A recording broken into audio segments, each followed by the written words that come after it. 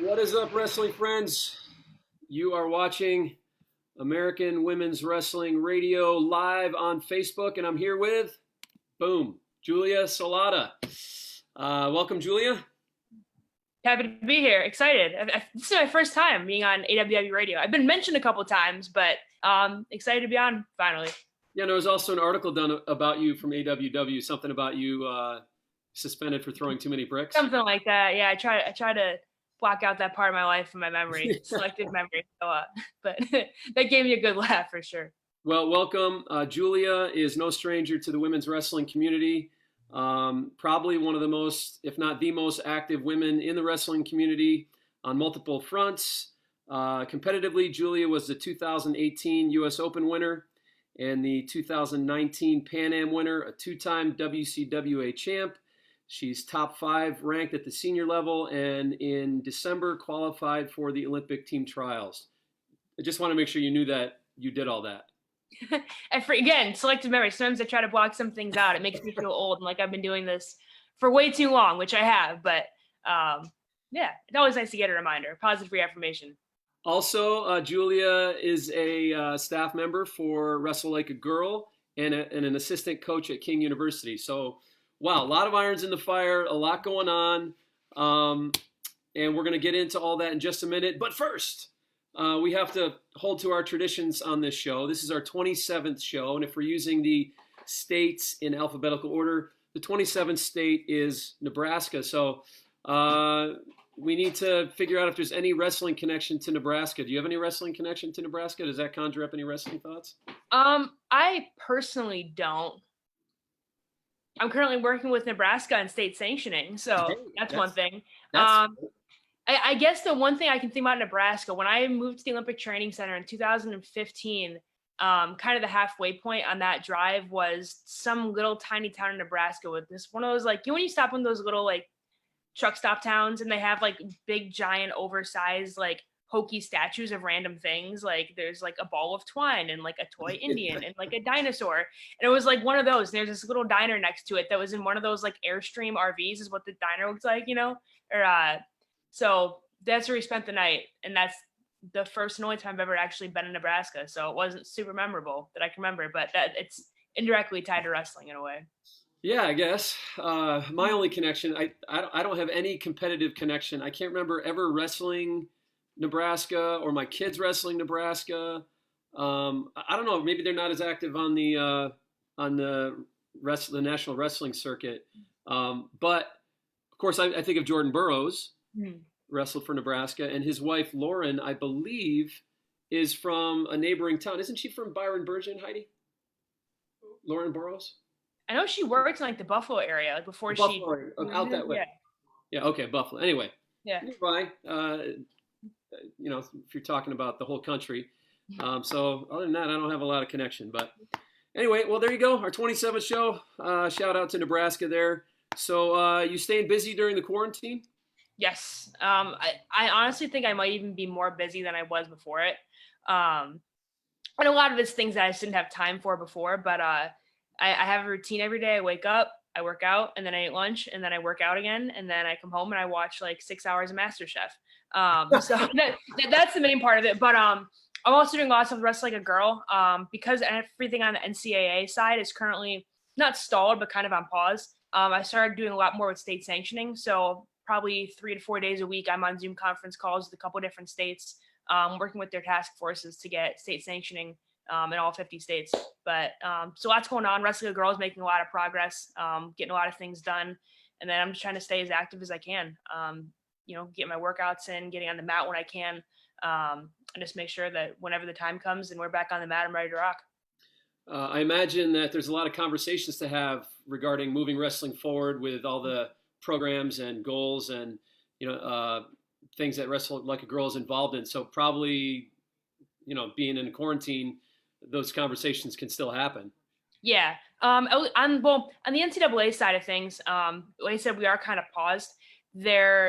Everything is still on track. We haven't stalled, but because no NCAA in-person things are happening, everything's kind of on the back burner. All the proposals that Division I was going to vote on 2 weeks ago, in April, back in the end of April.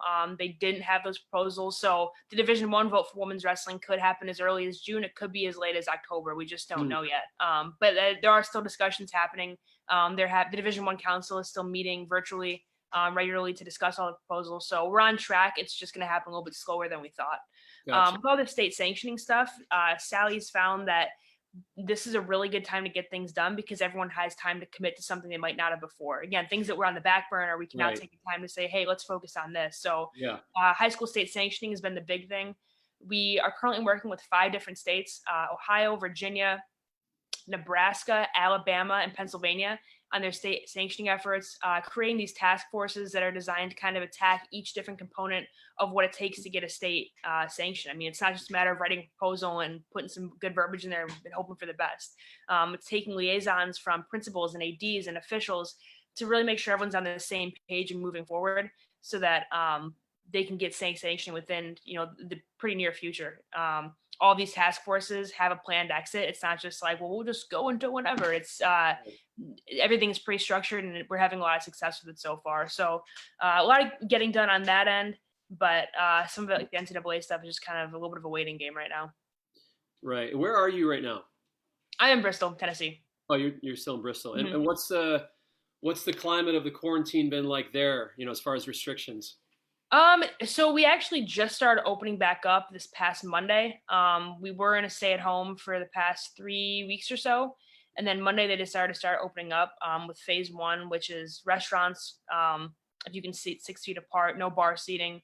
Gyms can start opening back up with like limited restrictions, I guess. I think you can't do any like group classes. You can't do like any kind of like press supposed to be 6 feet. You have to wipe down all your equipment before and after.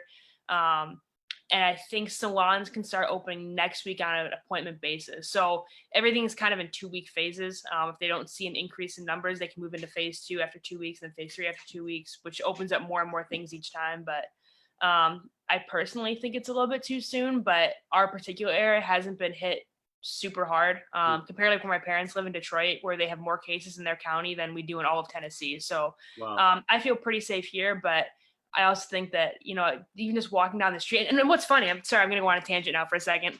But Bristol is half in Tennessee, half in Virginia. So I live in our downtown. Like I can actually see Virginia from my apartment window right now, just looking straight ahead. Okay.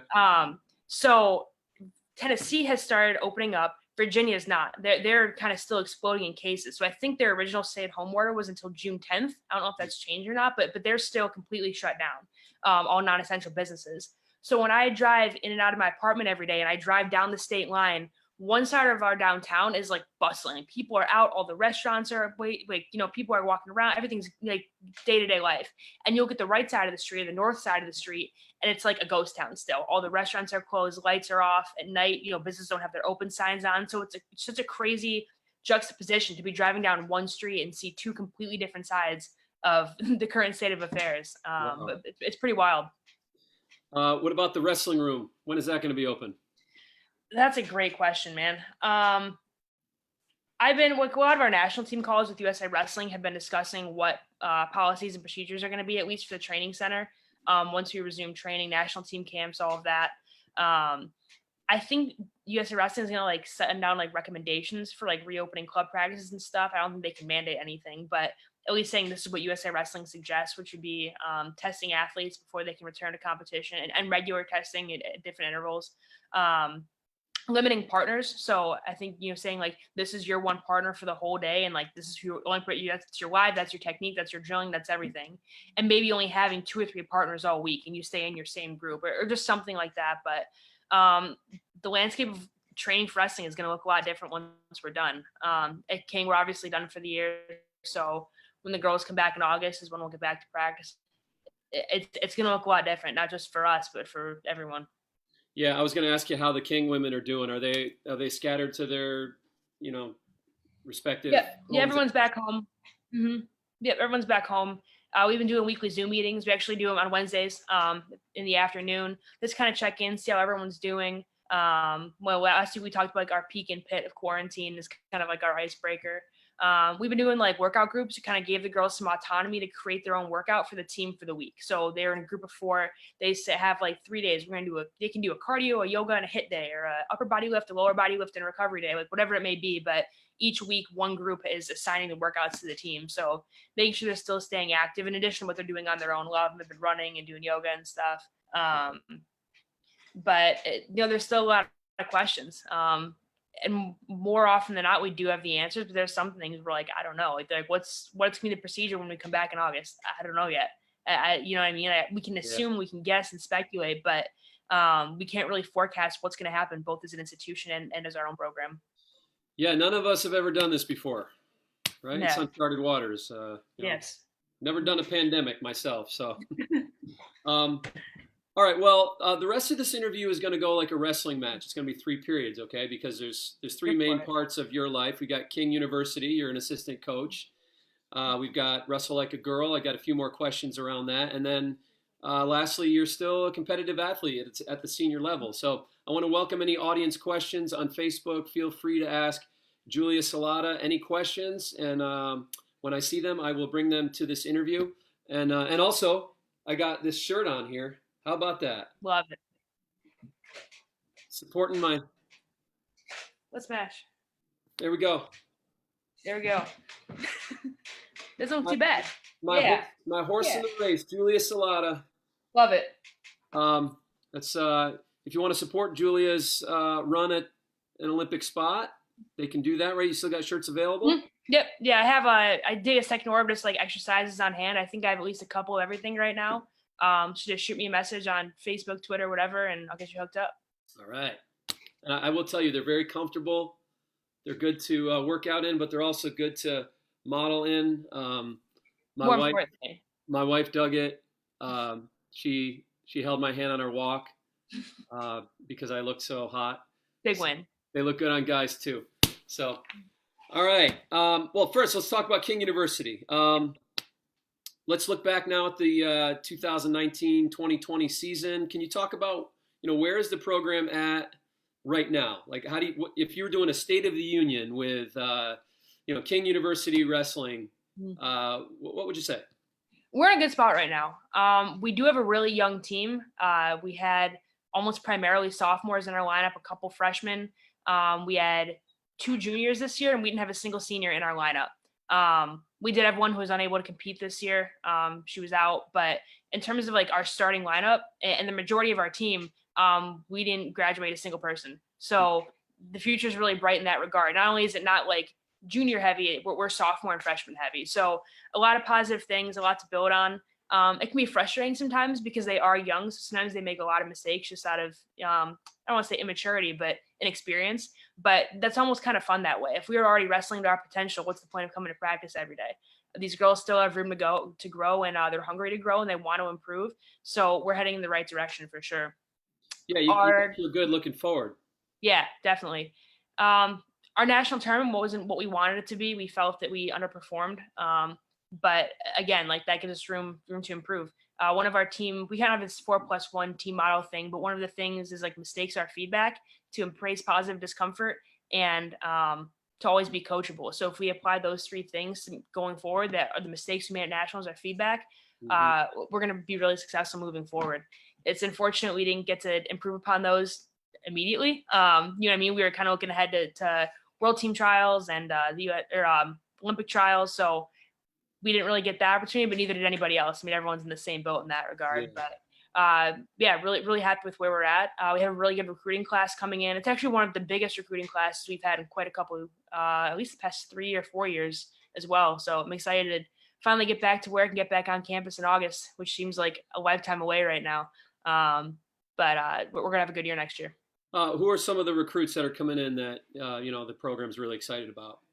We just signed Anya Drury from California, past Cadet World Team Trials runner-up, past Fargo Junior runner-up, California, 4-time California State finalist and state champ. So she's gonna be really tough. We signed Melanie Mendoza from California, who was a Cadet Pan American gold medalist last year. Also very tough.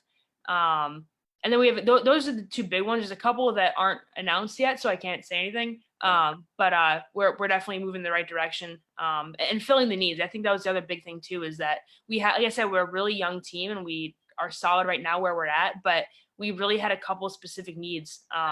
This year we didn't have 16-pounder at nationals. Our 16-pounder Danny Garcia tore ACL back at the U.S. Open, and she would have been an All-American, no doubt. Top 4, I think, easily. So not having her hurt this year. So we were just making sure we really fitted the needs and that we had backups. And we weren't left in a situation this year where we only had one 116-pounder, and when she was out, we were done. So I think we got what we needed, and it's going to be good. Can you talk about Cheyenne Stein? I mean, her freshman year, she was great. I think, she was definitely on the radar by the end of the year. She All-American. Of course, she had a broken ankle when she All-American that first year at WCWA. But I got to say, when I went to Moval this year and I saw her, that was her first tournament back, right, Moval? Yeah. Mm-hmm. It's like she came back at such a high level, and she kind of held that all year. I know that she lost that finals match at, I'm going to get this right because I'm trying to help the cause of WCWC, at the National Collegiate Women's Wrestling Championships. Okay? Yeah. Not the WCWC Nationals, not the NCAA Nationals. It's the National Collegiate Women's Wrestling Championships for NCAA teams put on by the WCWC. There we go. And Cheyenne lost there to Alex Hedrick, whom she'd beaten at the national duels.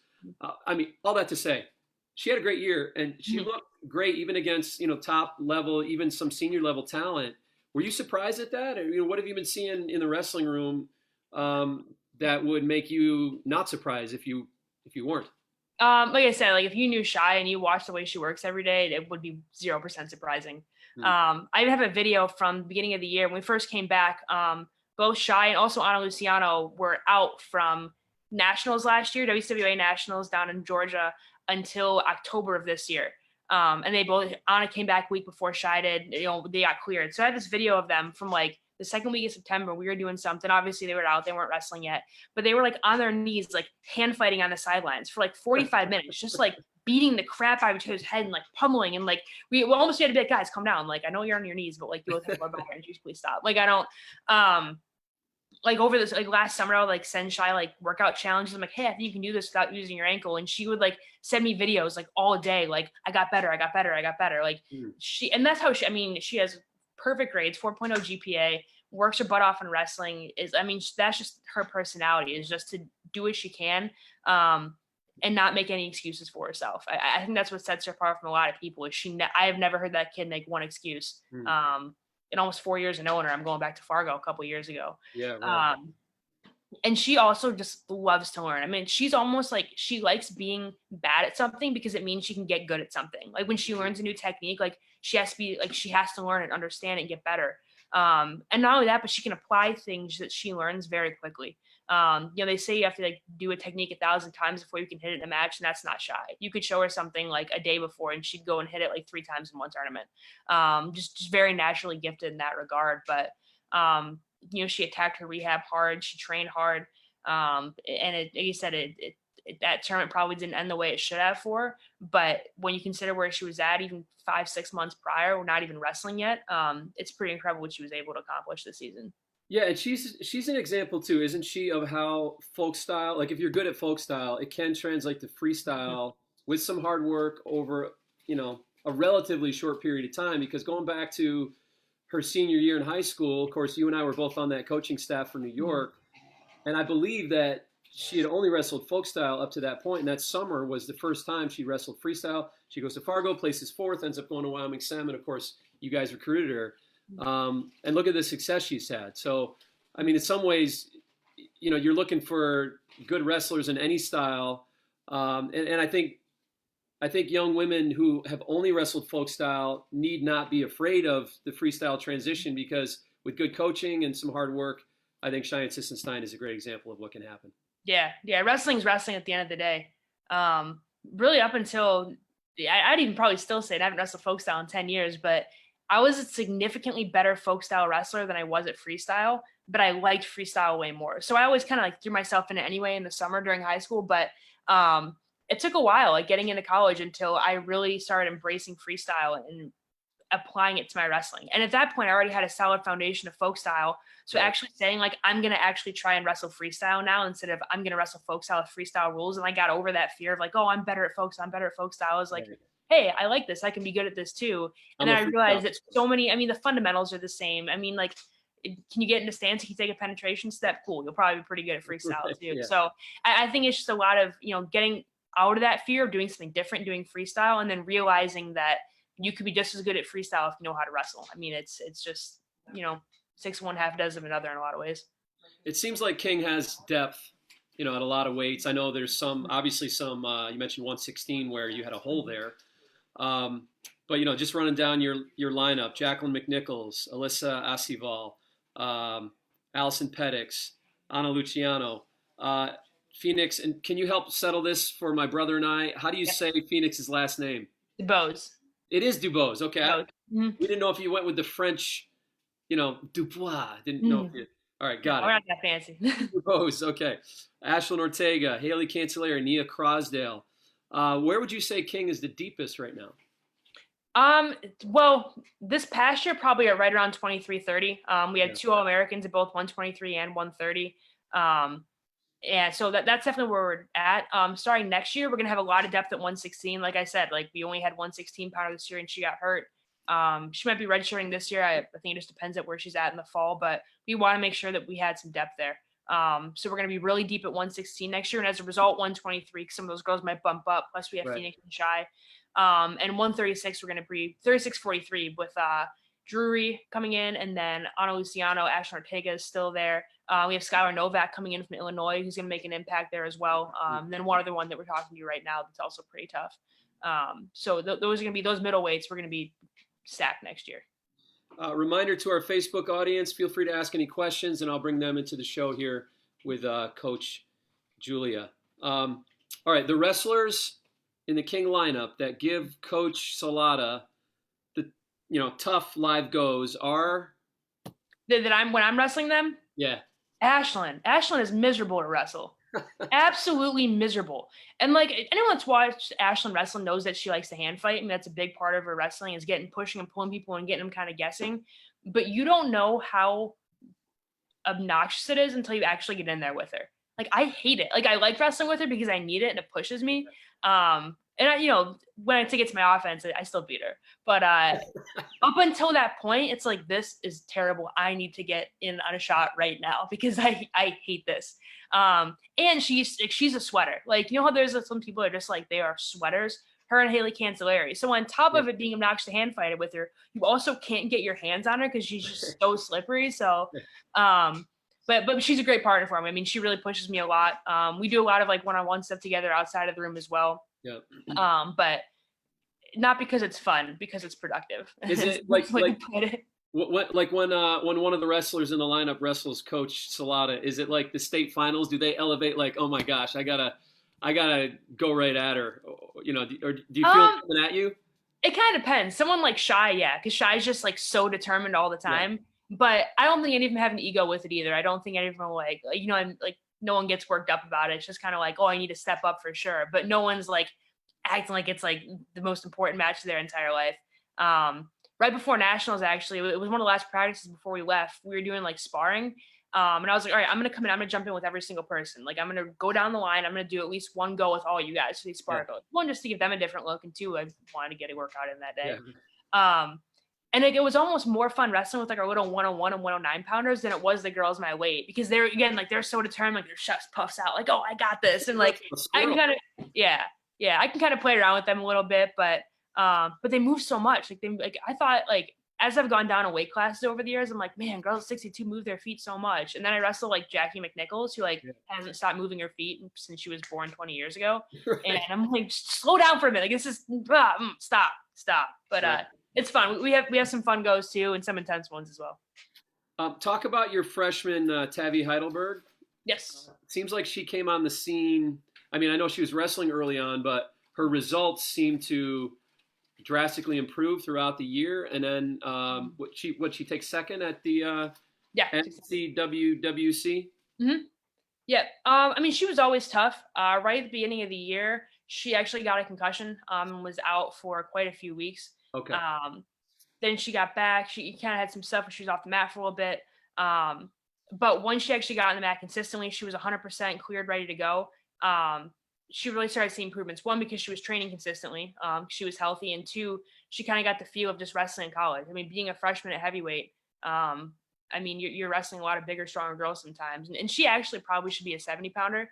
But just the way it kind of worked out this year, because she didn't compete early in the year, she wasn't in the OPC, so she couldn't start her descent plan as soon as she wanted. So, I mean, she probably weighed in at nationals at like 183, and she ate a full 3-course meal at Applebee's the night before. So, I think we're just kind of getting comfortable with collegiate wrestling at that weight and just getting healthy. And once she started cruising. So, she's going to make a lot of improvements this year as well. And she's going to be a contender, obviously, for the next 3 years. Haley Cancelleri going to be okay? She is. We kind of talked about it. She had actually a health issue come up right before nationals. Something pretty serious.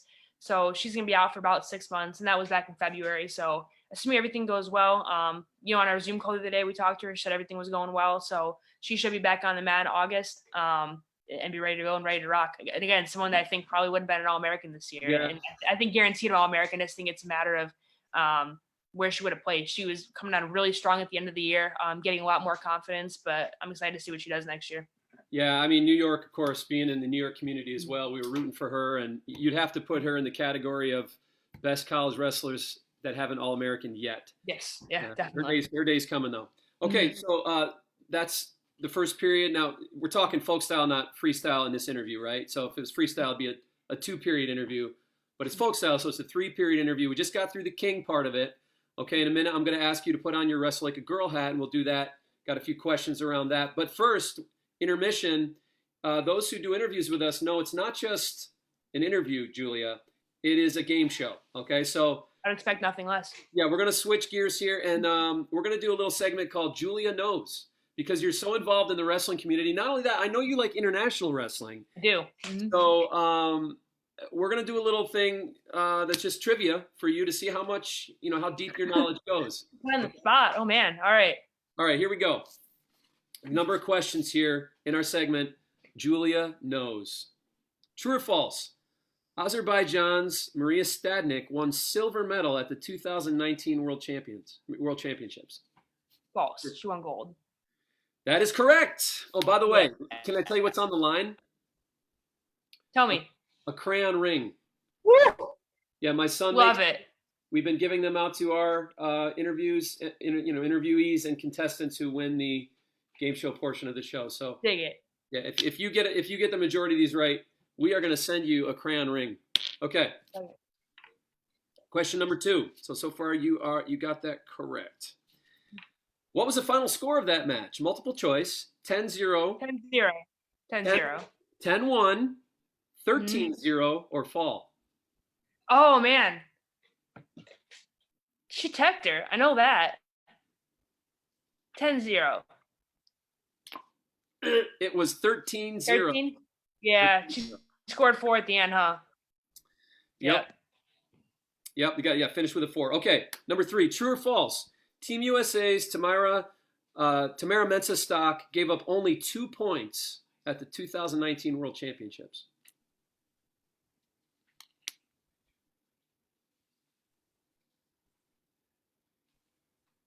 True. She gave up 4. 0? Oh. Okay, you're 1 for 3. Hard. I like it. Got to pick it up here. Okay. Tamara Mensah-Stock wrestled who in the finals at the 2019 World Championships? Sarah Dosho of Japan, Jenny Franson of Sweden, or Germany's Anna Carmen Schell? Jenny Franson.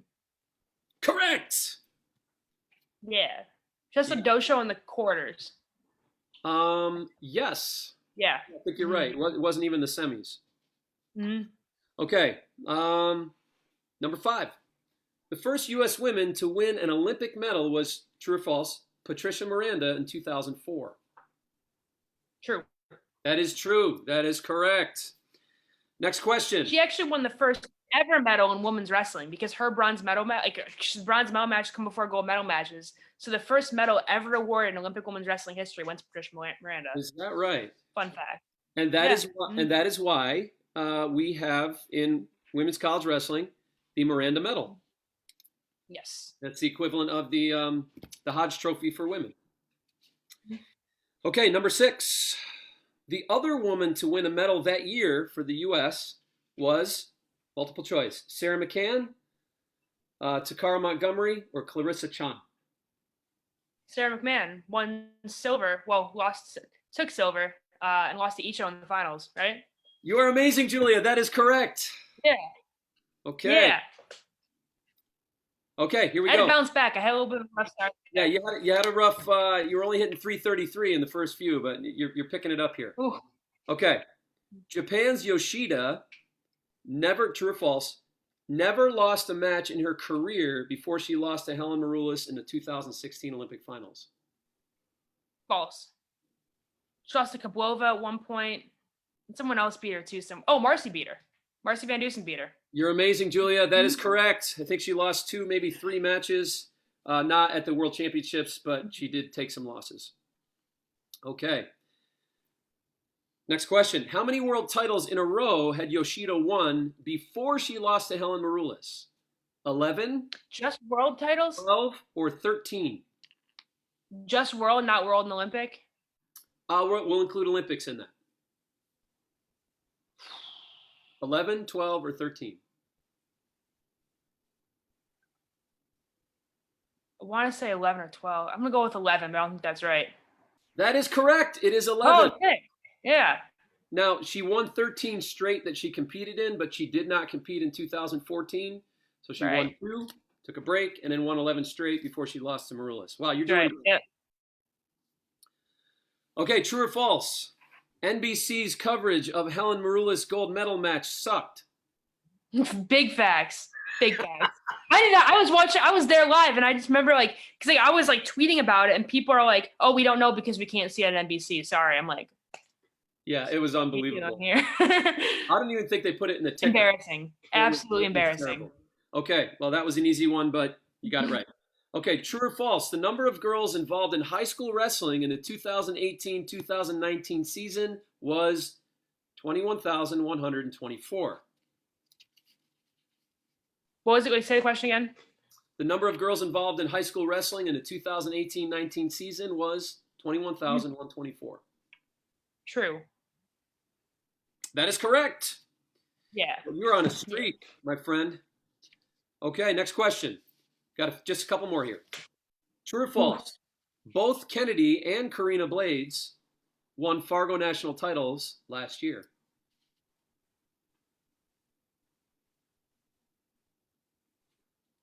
True. That is correct. Man, you are on fire, girl. Trying. Okay, got 2 more. Myself. Looks like you're going to win the ring. Sick. All right. Question number 12. Abby Nettie was the first wrestler in Campbellsville's history to win back-to-back WCWA titles. False. That's an easy one, right? Yeah. Who's the other one? Kayla Miracle. Tiara Scott might have too. Maybe not. Perhaps. Maybe not. Perhaps. Okay, and then final question. True or false? Referees like Coach Julius Salata. I think it's probably 50-50 split. They either hate my existence or they think I'm great, and there's no in between whatsoever. I guess there's no way to answer that one incorrectly, so we'll give it to you. Julia, you had a slow start, but you finished with 1, 2, 3, 4, 5, 6, 7, 8, 9, 10, 11, 12 straight, winning the Crayon Ring. Take that, Yoshida. So congratulations, you won the ring. And good job. So we have confirmed today on this show, Julia knows. Maybe that should be a second shirt, Julia. I'm here for it. Okay, now I want you to put on your Wrestle Like a Girl hat. Just got a few questions surrounding that. And I see our online audience is picking up a little bit. If you have any questions for Julia Salata, who knows a lot about the women's wrestling movement on the state and national and college scene, feel free to ask those questions, and we'll bring those to Julia. So what is the mission of Wrestle Like a Girl, and what's your role? Our goal is to empower women of all ages through the sport of wrestling at the youth level, high school, collegiate, even internationally, and just kind of help the sport advance both for the athletes and to just kind of increase exposure and to educate people who want to get involved. Prior to all this, we're doing a lot of coaches education stuff, teaching coaches how to deal with having female athletes on their team, especially at the high school level, and just doing what we can to promote the sport. My particular role, well, at least, well, still is, was the Collegiate Initiatives Program Manager. So I was overseeing all of the NCAA efforts, not so much with NAIA, but a lot of NCAA work. And then more recently, due to the NCAA stuff kind of being on pause, I've been doing a lot of state sanctioning stuff. So working with the task forces I was mentioning before, with Virginia, Alabama, Pennsylvania, Ohio, and Nebraska on helping them get women's wrestling sanctioned in their states, just kind of supporting them as needed. Can you talk about the state of women's college wrestling, in particular the NCAA? I know there's been a lot of ground taken. I think, could you educate us a little bit on when will it be sanctioned? What has to happen for sanctioning, to move forward? So it's kind of a longer process than what I think people understand. The first big thing was getting NCAA Divisions 2 and 3 to vote yes on emerging.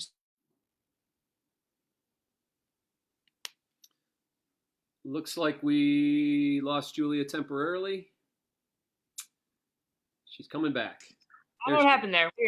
Weird. Yeah, but the first thing was getting NCAA Divisions 2 and 3 to vote yes on emerging sports status back in January.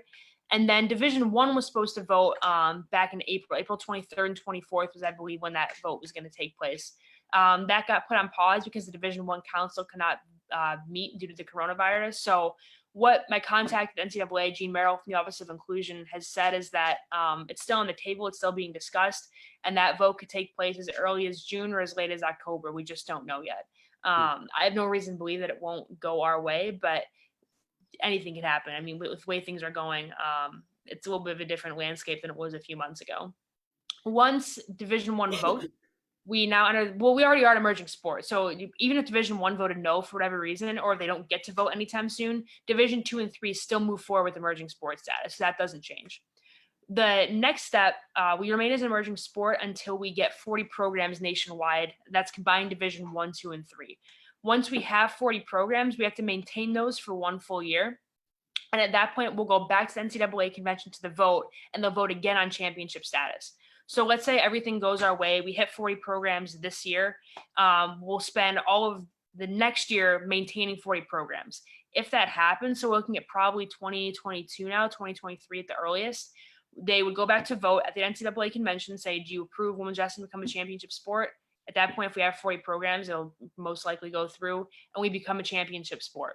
The thing with that is that we might not have a championship effective immediately. So that proposal would be, do you vote yes on women's wrestling? And then part of that proposal would say, starting in what year? It might not be the very next subsequent year. It could be a few years out.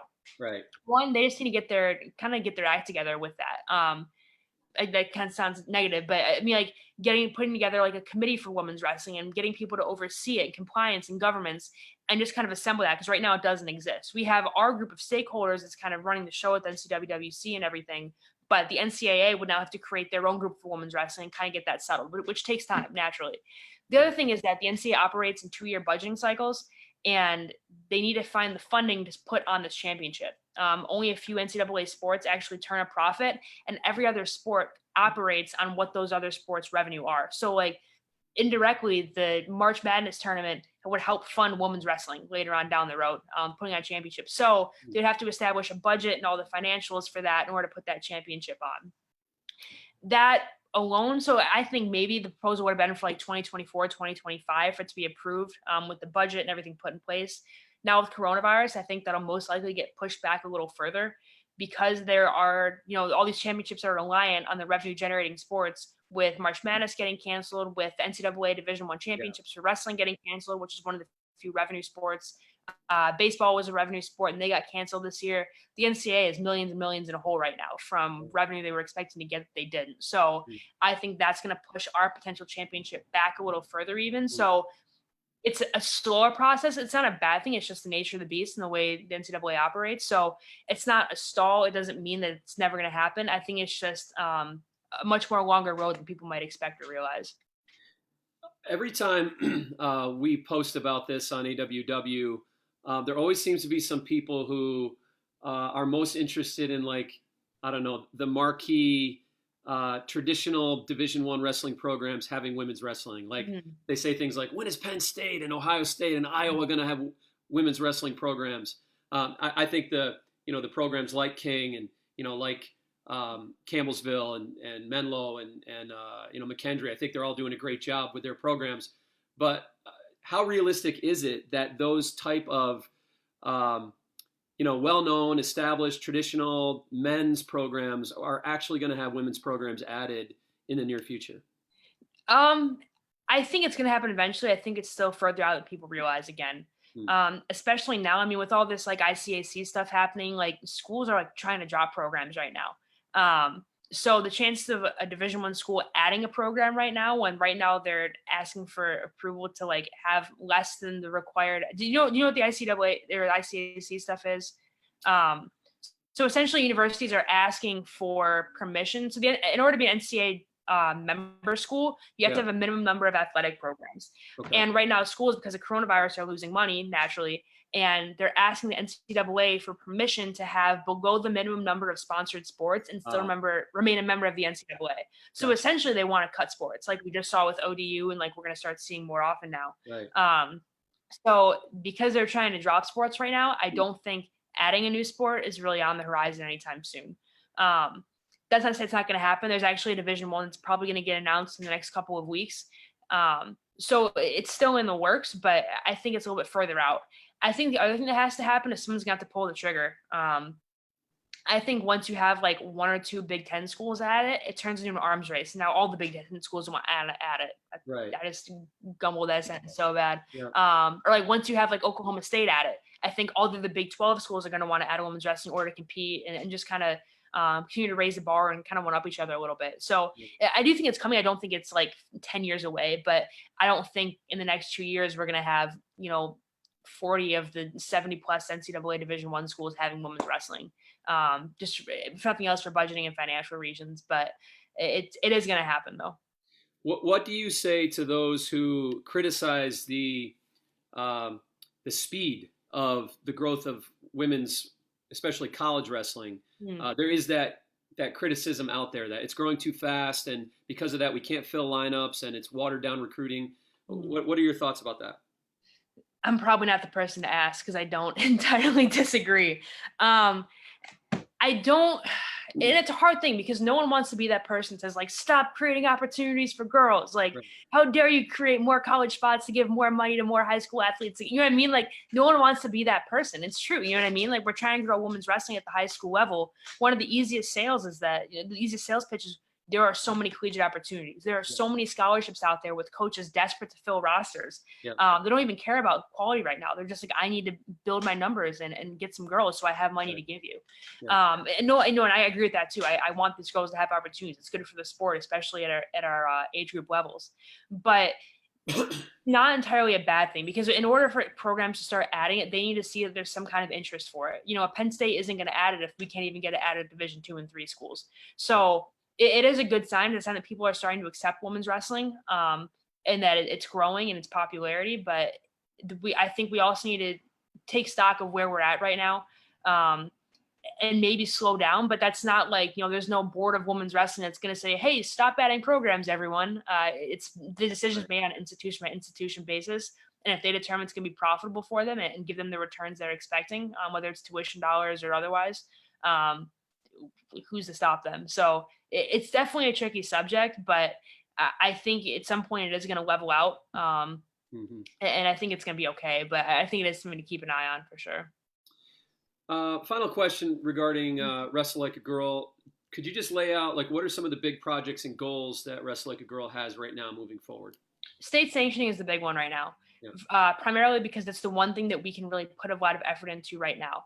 A lot of like one of our big things that Taylor Bacher oversees is our camps. Right now, there are no camps happening. We had to cancel everything that we already had scheduled, so that's kind of on the back burner.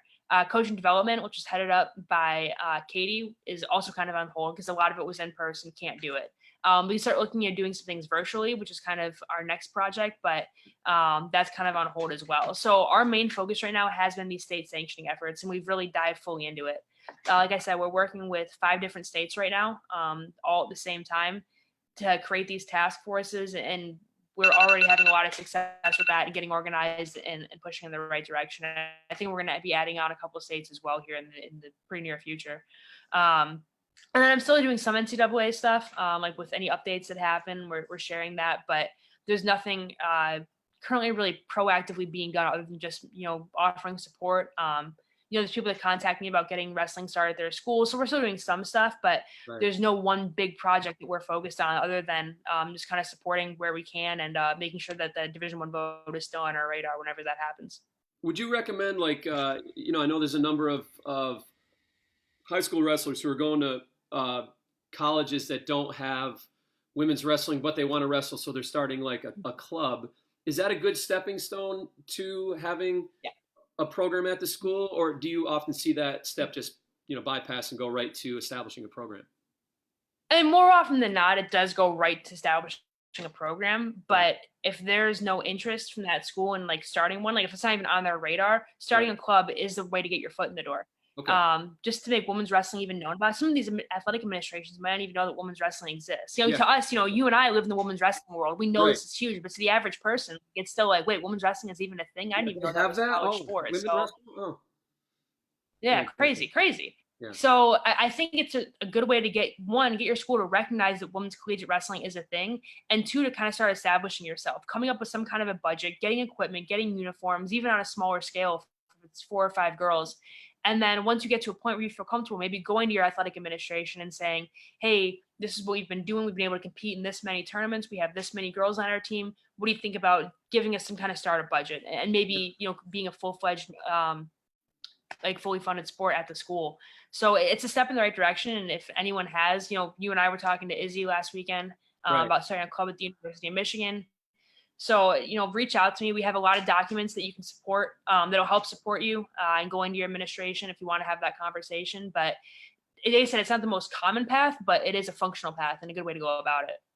Could you give out a few handles for people who want to follow what's going on with Wrestle Like a Girl and just, keep up with news, you personally or the organization? Mm-hmm. So the first thing I'll go to is the WCWC website. It's the Women's Collegiate Wrestling Coalition. Anything that's happening with us on the NCAA front with emerging sports status or collegiate programs is all going to be on that website. Our Facebook is obviously Wrestle Like a Girl. Our Twitter handle and Instagram I want to say they are Wrestle Like a Girl, but there might be an underscore in there somewhere. But if you type in Wrestle Like a Girl, they'll come up. Facebook is probably where we share a lot of our information, a lot of our links and everything. And then my own personal handles for both Twitter and Instagram are @JSalata. I post a lot of updates of things that I'm doing, and then I retweet a lot of the Wrestle Like a Girl stuff as well. And then obviously following Sally Roberts, who is our CEO. She does a lot of cool stuff, not just Wrestle Like a Girl, but with like ESPNW and like the Women's Sport Foundation. And she's always involved, always traveling, and just kind of following her adventures is pretty fun as well. All right, so the second period of our folk style interview is over, okay? So you've worn the King hat, you've worn the Wrestle Like a Girl hat. In just a minute, I'm going to ask you to put on your athlete hat. You're still a competitive athlete, and we're going to finish the interview asking questions about that. And again, welcome anybody on Facebook who has any questions. But first, okay, for intermission here, before we ask those final questions, we're going to do a segment called Hot Takes, okay? I'm going to ask you some questions. I know you don't mind, I know that you got to be careful, okay? But I know you don't mind giving your opinion. There have been a few that you posted on Twitter from time to time. So whatever you're comfortable talking about, here we go. Hot Takes with Julius Salata. The WCWA, stay, go, or evolve? Go. We don't need it anymore. I mean, without getting into it, I mean, the time to split is now. I mean, it was a great placeholder. It was good while it lasted, but we're now moving on our own separate ways, NAI and NCAA, and it's time to get rid of it. No need. All right. That was pretty straight up answer. Appreciate that. Moving on. Number 2. With the teams that went to the WCWA Nationals this year, King would have won the WCWA. True or false? True. Think you'd be able to take down Campbellsville in a duel? No doubt. Okay. All right. You heard it here. The gauntlet has been thrown down. Coach Lee, set up that duel next year. As long as he doesn't hate me and he still hooks me up with some of his awesome hot sauce. I don't know if you know this, but Lee Miracle has his own hot sauce company. What? It's called Oh My, and it is phenomenal. It is so good. You're So kidding. next time you see Lee, ask him to try his Oh My hot sauce. It's quite literally in the vernacular and figuratively and literally fire. It is fire. Well, I'll have to do an interview with him, and there's a lot he and I could talk about, but I'd have to bring that up too for sure. Hot sauce. Mm. I mean, I got kids who are addicted to hot sauce, especially red hot. Yeah, it's good. It's different. It's not like a buffalo sauce. It's like it's just different. You gotta try it. It's purple. Really? It's purple. Mm-hmm. Okay. All right. Hey, I'm a gamer. Mm-hmm. All right. Hot take. Next hot take. King versus Menlo in a duel. JM and I did the hypotheticals on this a lot. Because that's what we do when we're bored. We just like sit through and go through like hypothetical lineups. And I think it would have been a close duel this year. Our matchups, where they're tough, we were tough. So I think it would have been close. I think if we wrestled that duel 10 times, it would have gone 5 times their way, 5 times our way. But I think we could beat them. All right. You're still confident, but safe. Yeah. Mm-hmm. All right. That was like it was a take. Wouldn't say it was a take. Yeah, that was just honesty right there. I mean, that's fine. That's fine. Yeah. Okay. Next hot take: girls' high school wrestling, freestyle or folk style? Folk style. Stick with it, huh? It's easier to get your foot in the door with folk style being established. We'd be fighting a lot longer with some of these state associations to make it freestyle. So the easiest way to get it done and the path of least resistance is folk style. All right. Last one: the best college division, NCAA or NAIA? NCAA. No question. Sure. Huh? For sure. All right, there you go. Hot takes with Julius Salata. You heard it here. Go away, WCWA. Get out of here. King would beat Campbellsville. No more dumb arguments about freestyle in high school. Keep it folk style. And clearly the NCAA is the best division. And King would split with Menlo 5-5 if they wrestle 10 duels. All right, thank you, Coach, for that. Yeah. Let's move on now to the final period of this folk style interview. We're going to talk about your senior level career. I got my shirt on here. I think it's obvious. We did have some folks asking before I did this interview, wanted to know if you're still going to make a run at 2021. The answer is obvious, right? You're still training? That's the plan for right now, yeah. Obviously I had to reevaluate some things, and I think it's no secret that I was planning to retire after this year, whether it was after Olympic trials or after the Olympics. So I think I'm just going to kind of take it month to month as long as I'm feeling good. I'm going to compete at Olympic trials no matter what. But I was supposed to have some surgeries in the fall and get some things fixed. So I'm going to have to be a little more careful with my training over the next year. So I think I'm just going to reevaluate them every month and still train, still compete and make a run for sure. But just going to go about it a little bit differently than I did this past year. Okay. Obviously, you're doing a lot. How do you balance your training and all the work that you do? I don't sleep much. That's the best way to put it. A lot of time management. I mean, I don't know if I really want to show you my apartment that much, but you can see over there. Don't worry, Julia. You froze up when you moved it. So whatever we were about to see, we did not see. Let's see if she comes back here. Okay, this is great radio.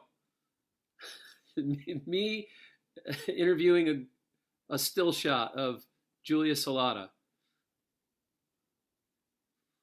All right, let's see if she comes back here. Oh, there she is. All right, she's... You there? Yeah, you're there. And we have a still shot of you also. Excellent. Love it. Yeah, my laptop just like bonked out. I don't know what happened there. Okay, no problem. So I'm on my phone now. But yeah, over there you can see my fridge. I have my wall calendar. I also have one in my office, and pretty much everywhere where I spend even an hour a day, I have a calendar in there. So I know exactly what I'm doing at any given time. Yeah, coaching full-time, working Wrestle Like A Girl full-time, training in wrestling and jiu-jitsu full-time. And then I also bartend at a brewery on weekends. So I do a lot for sure, but that's how I like to operate. I'm not the kind of person that up until recently during quarantine, I wasn't the kind of person that could just like sit at home and watch Netflix for 5 or 6 hours in a row. I always like to be productive. And if I have free time, I feel like I should be doing something with that free time. So luckily with coaching and competing, those kind of go hand in hand. I'm still on the mat every day. I have great partners. I don't have to, that's not too much to get off my back. It's pretty easy to manage, but, like after I'm done with the wrestling for the day, like I have to go change and go to jiu-jitsu. And like, that's kind of like, I'm already exhausted. So then I do that. And luckily all my Wrestle Like a Girl stuff is remote. A lot of it I can do on my own time. If it's at 10 o'clock at night, I can do it at 6 o'clock in the morning. I don't really have set times to do things. So just staying organized is the big thing, and I'm able to manage. So you're hyper intentional. Yes, for sure. Question from Facebook from Coach Kevin Corbett. Yeah. Oh boy. MMA. Yes. That was always kind of my original plan. I started training jiu-jitsu and Muay Thai about 3.5 years ago with the intention of fighting. And there was a period of time, it was one summer, I didn't make the world team, and I was actually looking for a fight for about 1.5 years. And it was so hard to find someone to fight me. One girl had originally offered it to me. We said yes, and then she said, no, never mind.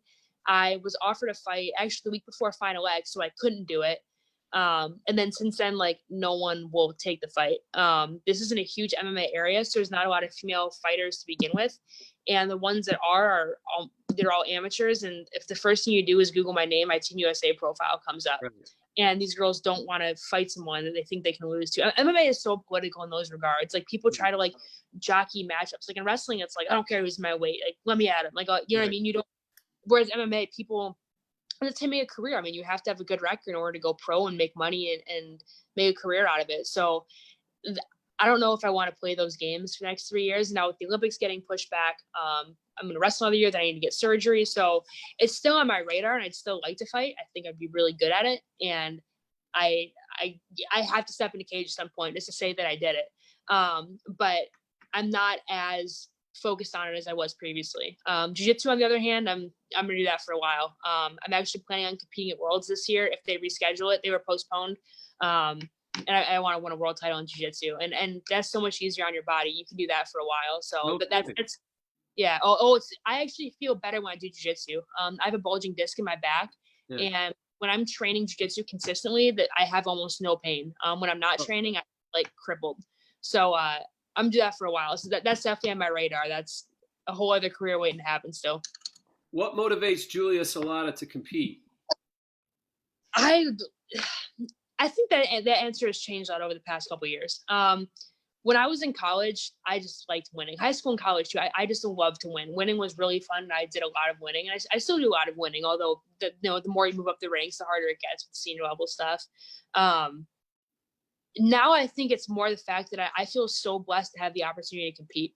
As I came to what I thought was the end of my career over the past couple months, I really reflected a lot on how lucky I was to be able to do this every single day of my life. I just turned 27 last week. When you're a kid, I mean, you dream of doing whatever sport you choose at the highest level. And then even still, your career ends, when you're in college, whatever it may be, after you finish, you play your last college game or whatever it is. And I'm 27. I still get to wake up every day and train and compete and travel over the country and hang out with my friends in cool places. And that's such an incredible opportunity that I think a lot of people take for granted. And not, I think we just get jaded to it. All of our friends wrestle, and our friends group all do this. So it seems so normal to, like, yeah, of course I go to 6 countries a year to compete and train. Like, doesn't everybody? And that's not the case. And I think that was my motivation for even training through this last cycle, is that if I didn't wrestle one more cycle, the 2020 cycle, I would have regretted it so much at 40 years old, like thinking about what the best times of my life were, and to not do that for as long as I could and as long as my body allows me to, it wouldn't be right. I owe it to myself, and I'm just really lucky to be here and still be competing and still training and be in the conversation to make an Olympic team.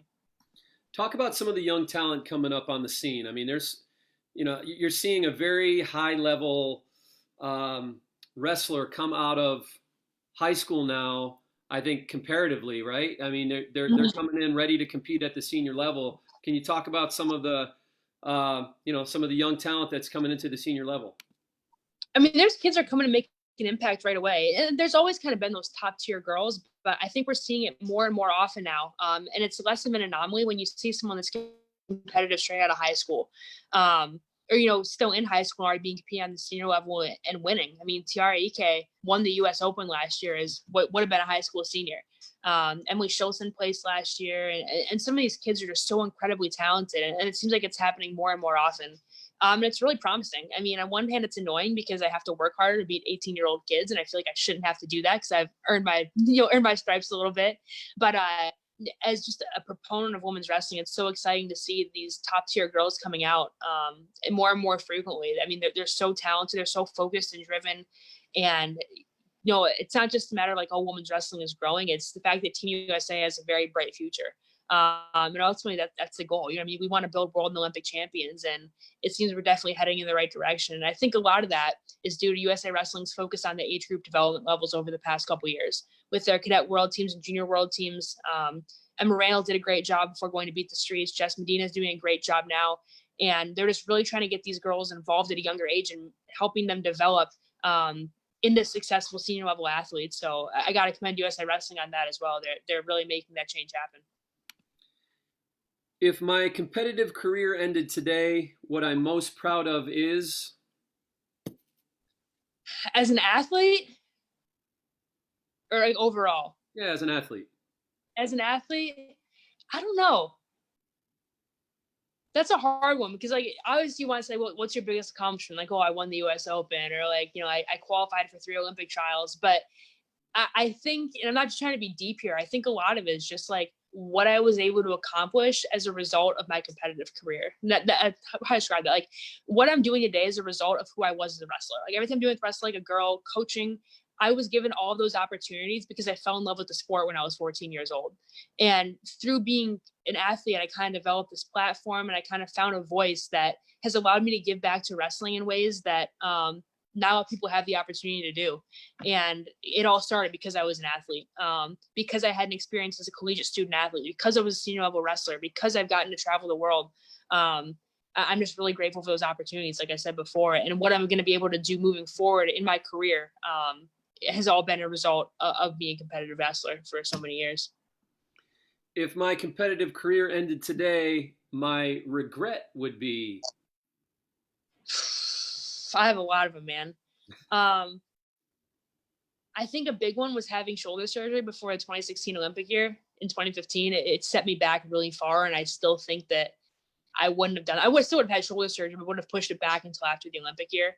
And I think another one was just not I don't want to say clean my act up, but it wasn't until the last couple of years that I really started focusing on like taking care of my body and nutrition and doing things the right way. Kind of because I always kind of got away with like eating like crap, and like I wrestled whatever weight class I wanted to because I could. And like I at the time I didn't see it as ego, but I do now. I just think that I thought like, oh, I don't need to worry about that stuff. Like I do fine without it. And I think had I known how good I feel now and how much better my body feels when I actually take care of it and do my rehab and do my recovery. Because like in college, I was like, I don't need to do rehab. Like I probably could have saved myself a lot of injuries if I had just done rehab. And just kind of taking those little things a little bit more seriously. Because for a number of years I did, and I regret that a lot. Final question. Mm-hmm. Advice for young female wrestlers, and there's a lot of them today. I think it's kind of like, this is so cheesy, and it's actually on a pin on my keychain, so I can't believe I'm about to say this right here. It says, it's a pin from Disneyland that I got during the NCAA convention, but it says, follow your path. And I think that really ties in because not every girl that wrestles is going to be an Olympic champion. As much as we'd all like to believe that like I can be an Olympic champion in this sport, you can, but not everybody can do that. It's a very, very slim percentage of people that can do that. But women's wrestling can afford you so many opportunities that you might not even realize at the time. And everyone's going to create their own path as a result of wrestling. Kind of what I was just talking about is how many things I've been afforded because of wrestling, and the professional ambitions I have now, in my career, whether it's administrating or coaching or whatever it may be, have all been because of wrestling. And I think it's wrestle because you love wrestling, but when it starts opening doors for you, don't be afraid to go down one of those paths. It might be coaching for some. For some, it might be just wrestling in college and being able to, wrestling as like 25% of our athletes are first generation college students. So maybe it's just being the first person in your family to graduate from college and then getting your degree and being able to pursue a professional goal that might not have been possible for you otherwise.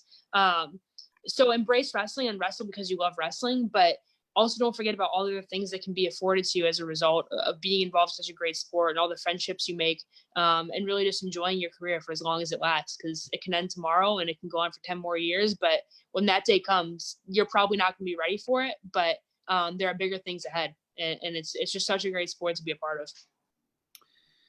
Well, Julia, thanks for the time. We enjoy watching your career. We appreciate all that you do for women's wrestling. You are probably one of the women's wrestling community's best friends, and we respect you for that, and we appreciate you for that. And thanks for the time today, for answering all the questions, and congratulations on winning your crayon ring. Can't wait. I'm pumped. And again, you can follow Julia on Instagram or Twitter. You don't have a TikTok yet? No, I refuse. I don't even have the app downloaded. I won't do it. I unfortunately, just started one on Easter morning. The problem is that I know I would just kill endless hours on it, and I need to be productive. Yeah, so I can't. Yeah, I can't.